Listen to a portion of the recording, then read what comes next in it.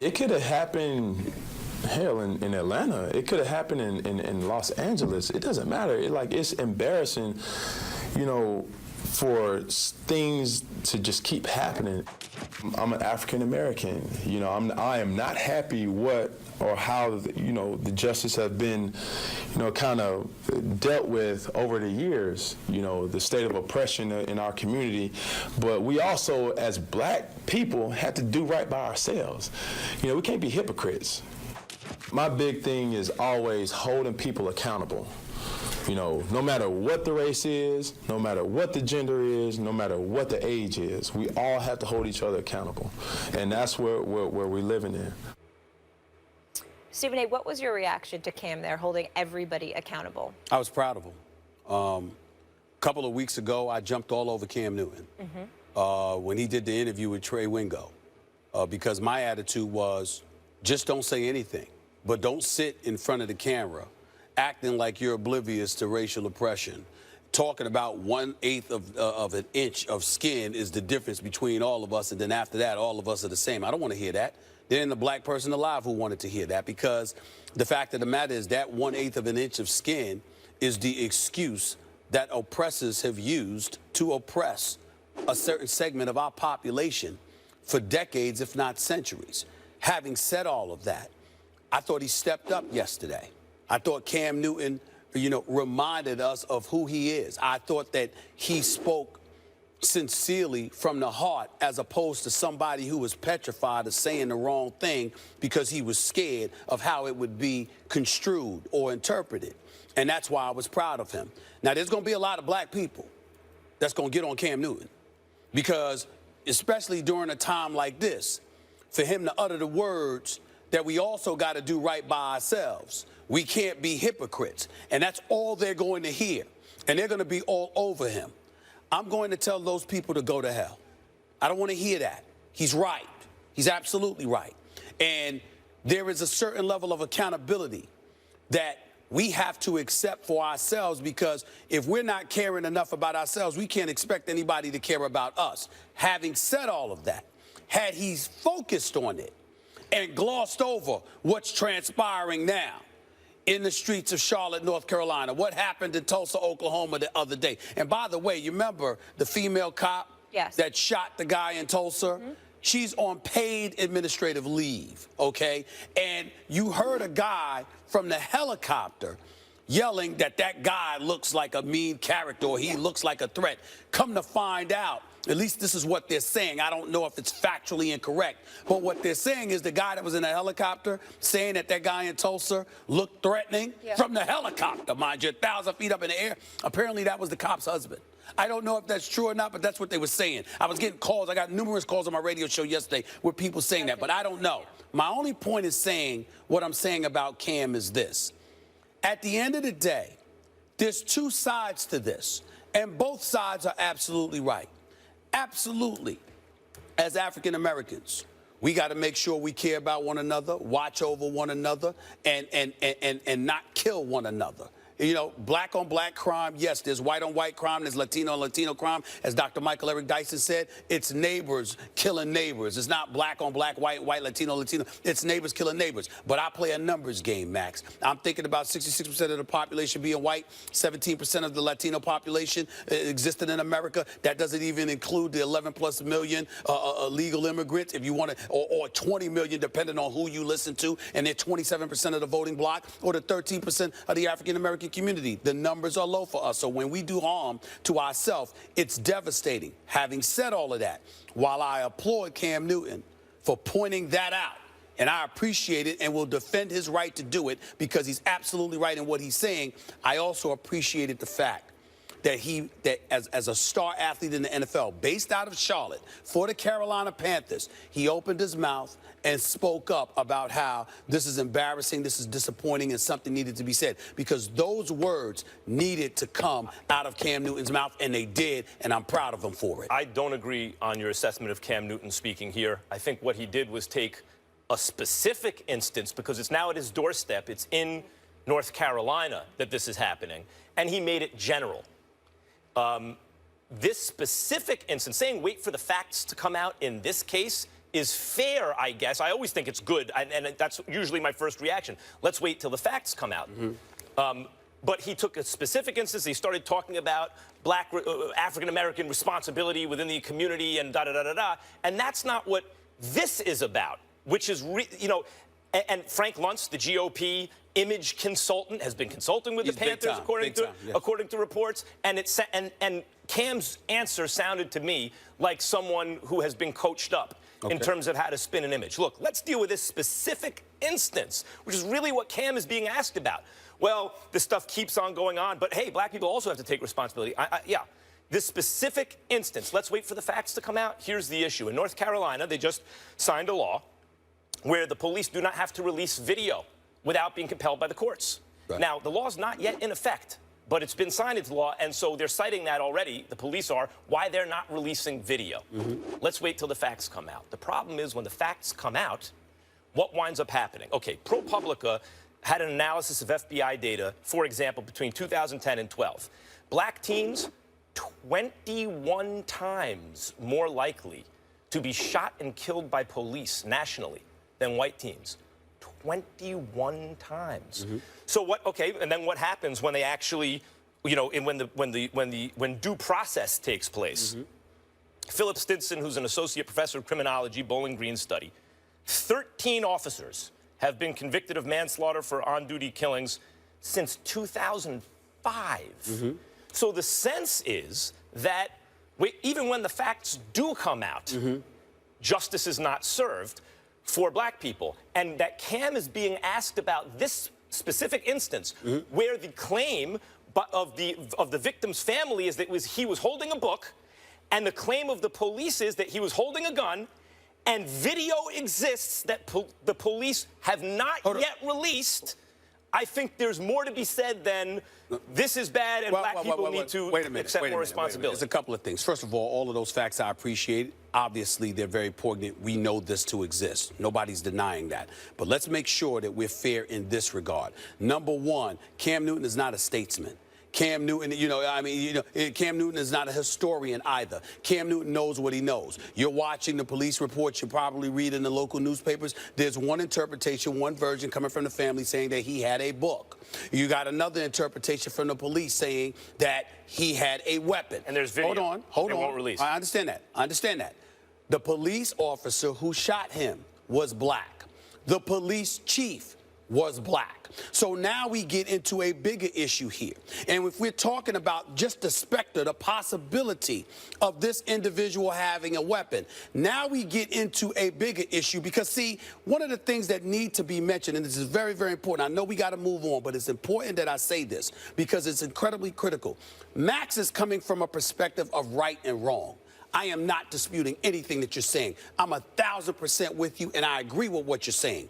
My point as a black man is I want you to live. So now, in other words, what I'm saying to you, if you did have a gun, if the police interpretation is right, I want people to hear that because I want black individuals to know, don't get out your car with a gun.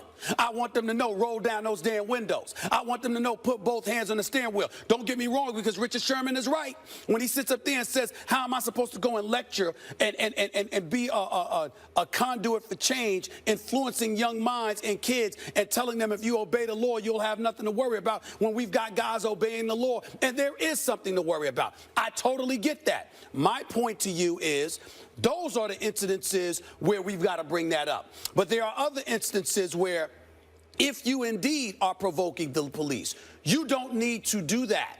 You have to understand that to some degree, if they're law enforcement officials, they do have the power and you have to address it accordingly. Because if you don't, you're going to get yourself killed. So Max Kellerman and everybody that thinks like him is absolutely right. You have no dissenting voice here. I'm saying to you, we're thinking about the facts in terms of what's right and wrong. I'm thinking about surviving another day so you can convey and display those facts and live to fight another day as opposed to taking yourself out. That's what I'm thinking about. I totally appreciate that point. What I'm saying about Cam is we've now reversed positions where originally I said, look, Cam's not a statesman. Right. Cam is, entitled to say, look, I feel generally this way. And you felt otherwise, like he sounded like he was worried about his brand. You now feel that he's saying something. I now feel that he's being brand conscious. I just want to say that I think the reason the problem is going on, and I would have liked to hear him address it a little more specifically along these lines, there's a big difference between a gun and a book. The police have video they're refusing to release.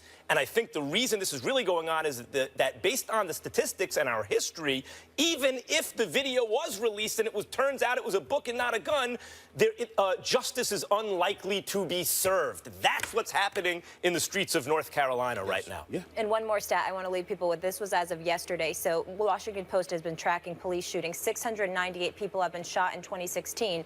Now, 173 of them are African American, but as you alluded to earlier, only 12% of the population is African American, 6% men. So those numbers are astounding when you're looking at those proportions. Exactly. We will leave it there. Colin Kaepernick sparked a sports-wide movement when he began protesting during the national anthem in the preseason. But how does the public feel about the 49ers quarterback now? Well, according to a recent poll of over 1,000 Americans, which is representative of the general population in terms of diversity, Colin Kaepernick was the most disliked player in the NFL, according to ePoll marketing research. So here it is in the dislike category, Cap finishing #1, followed by Jameis Winston with 22% of the vote, the Dolphins and Dominican Sue, 21%, Tom Brady, 13%, and Big Ben Roethlisberger at 10%. Now, I want to point out, in August 2014, the last time this poll was taken, Kaepernick was disliked a lot, but by only 6% of the population. Now it's up to 29% since the protests, etc. The coach, Herm Edwards,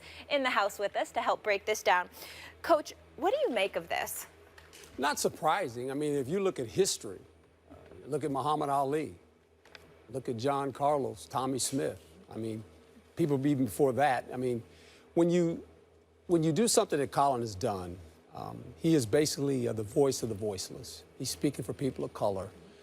And you think about Lady Justice, she wears a blindfold, and she holds a scale that's balanced when it comes to justice. And at times, people of color feel that the scale is not balanced. And he's speaking up for all those that cannot speak, along with a lot of other athletes. And I think people get a little concerned with that if you're a sports fan. Why are they speaking? Well, that's just their occupation, the job. That's their occupation, being an athlete. They're men first, and their husbands and their fathers and their community leaders. You know, I have 2 little girls to raise, and they're 10 and 11 now. And we have this conversation every once in a while. In school, I say, look, most kids and people in general, they want to live their life to be liked. Don't do that. You live your life to make a difference. And sometimes making a difference and standing for something that you really believe in, it's not popular. And in this case, this is not popular. This is an event that is coming across our country right now, and it's one of those events where when color gets involved in it, it's uncomfortable to talk about, to be quite honest. We don't want to talk about that. We don't want to talk about those issues because you're an athlete or you're a person that's not in that situation. It doesn't matter. We're all in that situation. We're Americans. And this is becoming a part of our country that when I look at it on TV, I get disturbed. Because here's what I see. When did in our country a person's life not matter? When did that not matter? Whether it's black on black crime, whether it's white on white crime, any crime at all. When people die and all of a sudden it doesn't matter, it's kind of like, it's okay. Plenty of times in our country, right? Coach. Plenty That's of what I'm times. saying. When does that become normal for us? When it's just like, it's just normal. No, it's not normal. It should not be normal. Life is precious. Everyone's life is precious. And we got to see that. And when I watch this on television, I watch what's going on in our country, I get a little, I'm upset. I go, what is this? We're better than this. All of us are better than that. So that's what Colin is standing up for and the rest of these athletes. Yeah. Go ahead, man. Life has been cheap in this country for various groups plenty of times. To answer your rhetorical question, Native Americans in the beginning, obviously African Americans, Japanese internment camps. There have been plenty of very bad episodes in our country's history, which nevertheless is the greatest country in the world. This list, when I look at it, I see Jameis Winston, who had some problems in college, serious legal problems, but he has a big personality. He's a winning quarterback, and that goes a long way. So a lot of people like him, a lot of people don't. I wouldn't say that's polarizing exactly.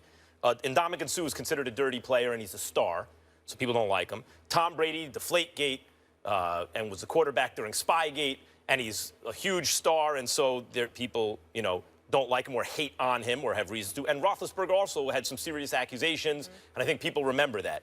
But Kaepernick is the only one on this list who I would say is truly polarizing in the sense that, having nothing to do with his play on the field, people, as Stephen A. pointed out several weeks ago, he has forced people to choose sides. You're either with him or you're, as George W. once said, against him, right? You're for him or you're against him. And when I look at everyone else on the list, I don't really see any, although polarizing is a word we throw around a lot, I don't really see any other polarizing figures. Kaepernick heads the list because he is polarizing, because he took a stand, because he forced people to choose. And while he's enjoyed much more support, I think, than most assumed he would, there are, of course, those who don't like what he did. This is why I like the fact. I actually am happy that Colin Kaepernick is the most hated athlete in America today, because it highlights for me where the problems are, and it highlights what he wanted highlight. If you hate Colin Kaepernick, who quietly protested, didn't prohibit anybody from playing the game, didn't prohibit anybody from coming to the game, didn't block traffic, didn't impede the fans or anything like that. He silently sat for the national anthem. When a furor was created because folks brought up our armed servicemen and women, he spoke about how he was not aiming his ire at the military, our servicemen and women, and then modified his position, his stance rather, literally, by taking a knee, but instead of just sitting down. And still, he's the most hated. Well, why? You know why? Because there are people out there who resent any African American who is in a privileged position, because their belief is you should be thankful and you should be appreciative, as opposed to respecting you for what you have earned, what you have accomplished, and the fact that you've done it in this nation under the rules established by everybody else. It's the closest, sports is the closest thing to a meritocracy that we have in this country. There is the flagrancy of the curtain and what goes on behind the scenes doesn't exist in the world of sports as it does in corporate America, which we all can attest to. And so when you take that into consideration, and the fact that he is still the most hated, it tells you practically everything you need to know about where we are and how far we need to go. And my last point is this. I said this on the air yesterday, Coach, and I'll say it for you because you weren't here. And I'll say it again. Whether it's ABC News, ESPN, or both, one of my dreams, my bucket list, is for me to do what Chris Rock brought to my attention a few years ago. He said, don't come to me asking me to host some town hall meeting with a bunch of black folks. He said, we know how we feel. We know why. And we have spoken out about it for decades, if not longer. He said, you want a real town hall discussion? Let me, meaning him, and now I'm saying me, let me be, the moderator, the host, an audience filled with white folks who feel whatever they feel towards the black athlete, towards African Americans. Every white person doesn't feel that way. And I think we've evolved in a country where we can clearly see we've advanced, we've gotten a lot better, and there's a lot of God-fearing white individuals out there who don't wish harm and negativity. Part of the multiracial coalition. But I would love to stand before a bunch of prejudiced white folks who have the courage enough to tell us why.